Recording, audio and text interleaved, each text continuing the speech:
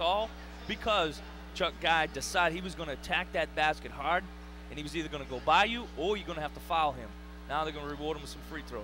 The rule is you cannot impede a guy's progress. That's right, and he's just so fast. I mean, and there's a made free throw. 58-55. Chuck Guy has but 5 points on the night. Michael Chavez will check in for UALR with 3:20 to play if Guy makes his free throw, and he does. 58-56. The first meeting in mid-January, UALR won it 63-62. ASU will walk it down. It is Townsend with it. Williams sends him left side of the floor. Out front, Trey Finn gets a touch. You want to keep it out of his hand and out of Hooten's hand. Hooten, top of the circle it comes to Peterson. Right side is Trey Finn. Backs it out, gives it up in a hurry to Townsend right in front of the ASU bench, left side of the floor. He'll back it out with 11 seconds. They'll go down low to Kirkland, takes it all the way to the rack. Nice finish by the big guy. Yeah. You cannot let him come across there like that. No, he's strong. He's good around that basket. 60-56, ASU by 4, 2:40 to go. Williams out front with it. DeAndre Williams left side of the floor, and Steve Shields wants a timeout with 2:23 to play. We got a break here, Pat. We'll keep it right here as UALR trying to grab the lead. Well, they're going to have to play defense here, get some stops, and you can't match them basket for basket. At some point, something is going to give. And as well as they've been doing a better job of generating some offense, ASU has been patient. They've gotten the ball where they needed to, which is on the block in the paint. So Trojans going to have a tall task here. If you want to come out, win this game, and get all those accolades, well, it's going to start on the defensive end. And they've done a good job eliminating offensive rebounds, second chance opportunities. But you just can't allow them to get those high percentage shots in the paint. It is UALR's ball on the near sideline with 21 on the shot clock. They trail by 4. Again, they have not led here in the second half. ASU was on top at intermission, 30-24. It's the State Farm Classic. Big shiny gold trophy on the side will be presented to the winner. DeAndre Williams all the way out at mid-court with it. You got Will Neighbor playing with 4, Jackson with 4. Courtney has it right side of the floor. Gives it back door. Chuck Guy takes it to the rack. He is fouled. Bucket is good. Just a great play. Great play by Coach Shields. How about Courtney Jackson? Give him the assist. Yes. And when he took it to the rack, they had to break down. Oh, there's no question. Great play. Great backdoor cut. Chucky Guy. Basically, Trojans had the floor spread, opened up the lane for driving and cutting opportunities. Chucky Guy was in that corner near the Trojans bench. Gave nice little one step towards the ball, and then cutting back door, wide open layup, got the foul too. Chuck Guy can make it a 1-point game. This will be as close as UALR has been this half. Oh my gosh, are you kidding me? UALR stinking it up at the free throw line. 8 of 14. Townsend with it. Williams on him. DeAndre not. Hell, he's got 3 personals. Out front, it is Hooten. Stay on him. Don't let him free. He has been a real thorn in UALR's side tonight. Hooten gives it Peterson to Kirkland inside the paint. Turnaround jumper. No good. Rebound, Courtney Jackson came right to him. It scared you a little bit, didn't it? Yeah, what a break. 1-point game. Crowd comes to their feet here to Jack Stevens Center. Williams gives it to Dillard. Ben in the paint. Has it stripped away. Wow. That's Peterson who got a hand on it. You got to be careful when you take it in the paint. He's trying to do it a little bit too much. John Brady wants a timeout with 1:32 left, and his team up 1. And each team will have 2 timeouts left. Pat, oh, that's a tough one there by the freshman Dillard. And came from the right side into the paint, and the guy at the top of the key reached out and slapped it away. It's a great opportunity, and just trying to do a little bit too much. Had the lane there, but certainly had time on their side to work through, and just got done with. The tendency to over dribble is something that all players have to fight, because you fall in love with that dribble, and you saw a little bit too much of it right there. Each team with 10 personal, so both teams in the double bonus. Kaufman Lumber, building business on service, 59 years in the industry. That's Kaufman Lumber Company at 5100 Asher Avenue here in Little Rock. Next up for both these teams, it's Sun Belt Conference play, and what happens here tonight will determine When UALR, both of these teams play, a stunner tonight. Well, I won't say a stunner. West Kentucky and Middle Tennessee are arch rivals just like these two. And Western won tonight at home against Middle Tennessee.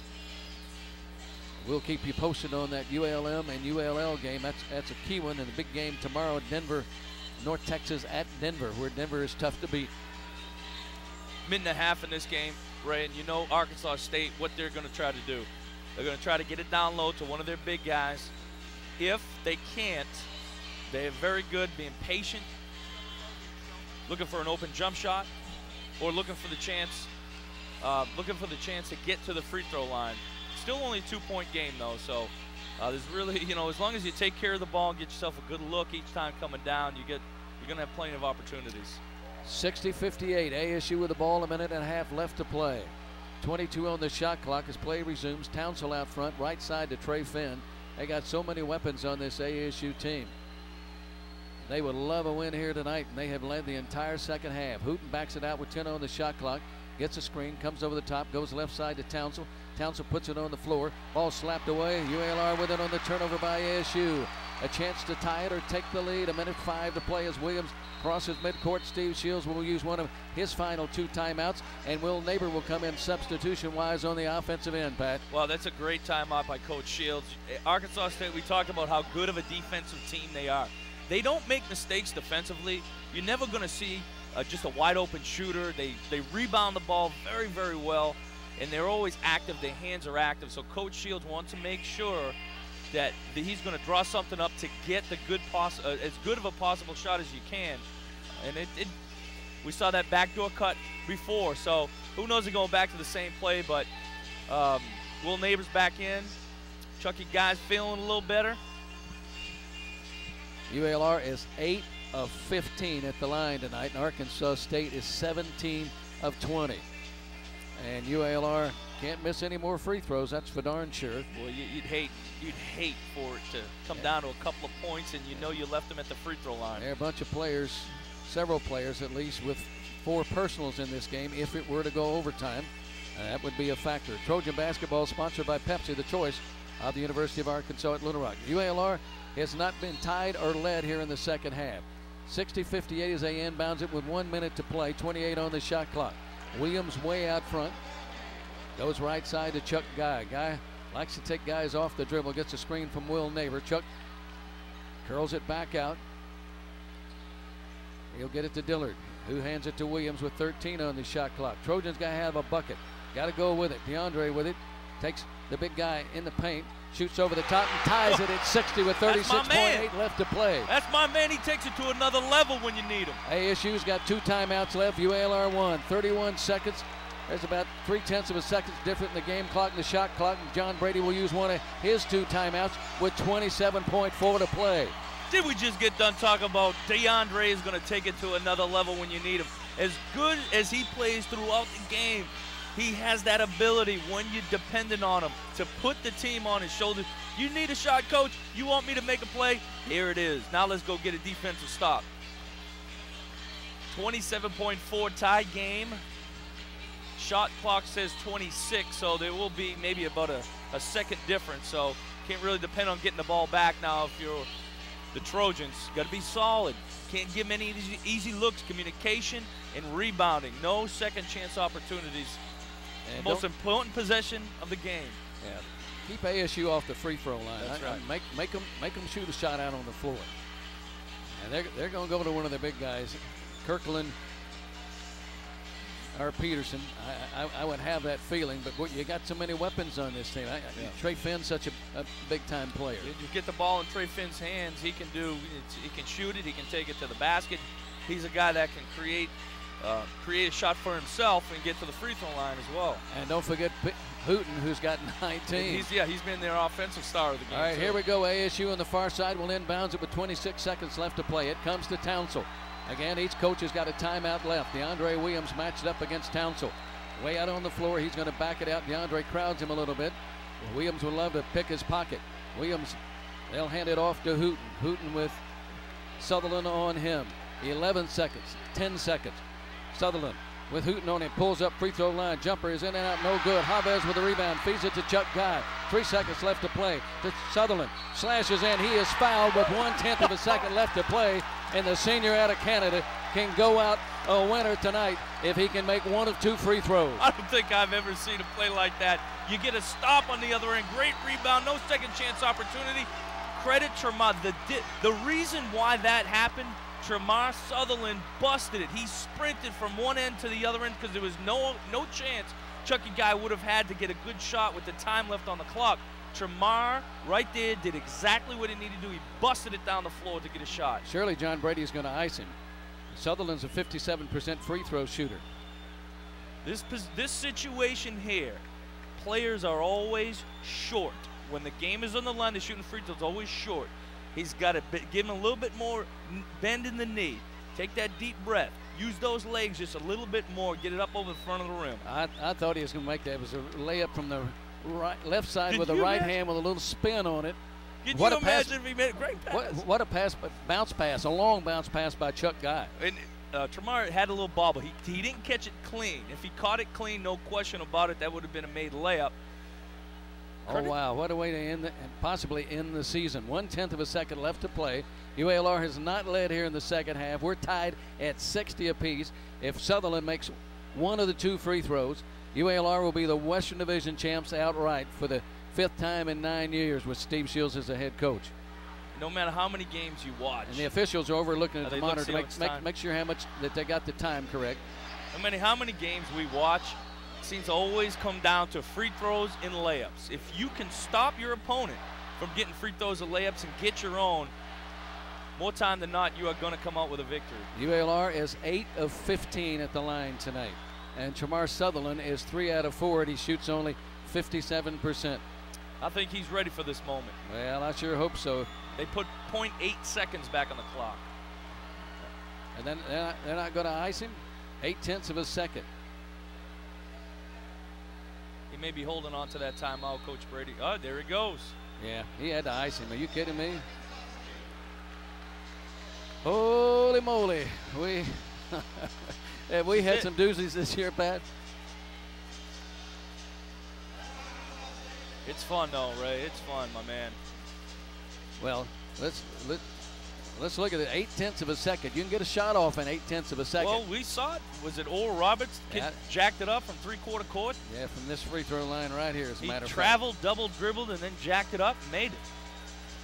So, yeah, there's so many possibilities. How do you get 0.7 of a miss it by 0.7 of a second over there? A guy just didn't hit the button quick enough. Yeah. The timer, the scorekeeper, the clock operator, excuse me.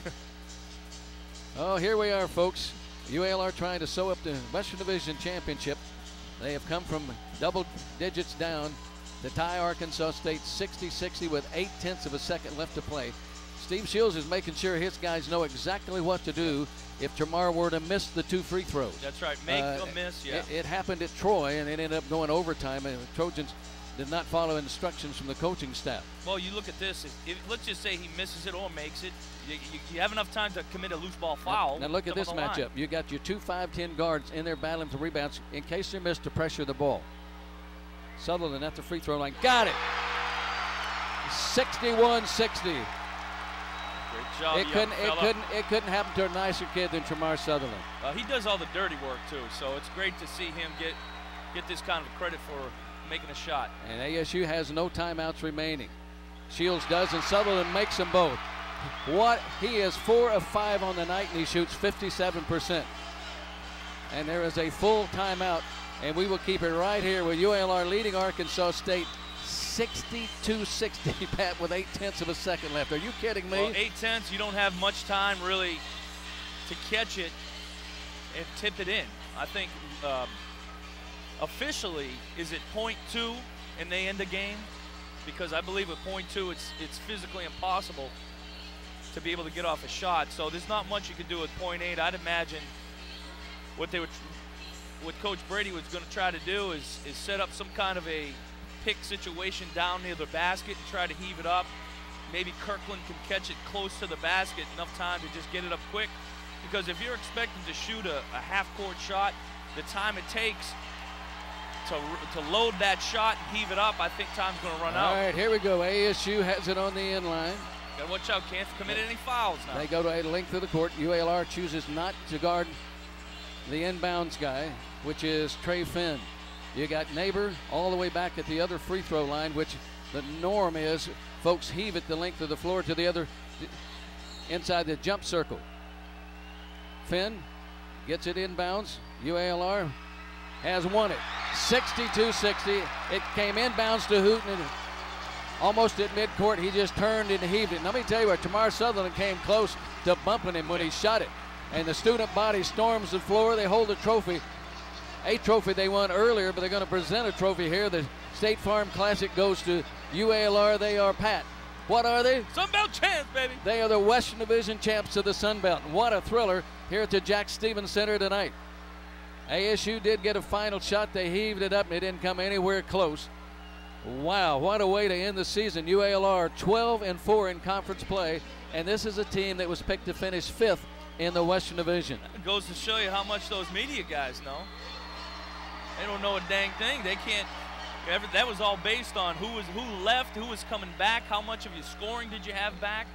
But they had no idea the heart that this team had and the patience, the determination the coaching staff has had to have with these guys. They've won it every which way. When you look at these games, they've won them going out, shooting the lights out. They've won it shooting 50% over the course of a game for the free throw. But it doesn't matter how you start the game. It matters how you finish the game. They finish strong. You send a guy to the line with 0.8 of a second left who's a 57% free throw shooter. And Tamar last year, I want to say, was probably 65, and he has struggled. But let me tell you what, you take the play that gave UALR the lead. Chuck Guy, they get a rebound on the left side. Chuck Guy grabs it, sprints down the floor. Is what, like 3.5 seconds left? And with a zipped bounce pass, the opposite side of the floor from him, about mid-court to Sutherland, who slashed in for the left side, got fouled, and made the free throws. One of my pet peeves in basketball is players going from the defensive end to the offensive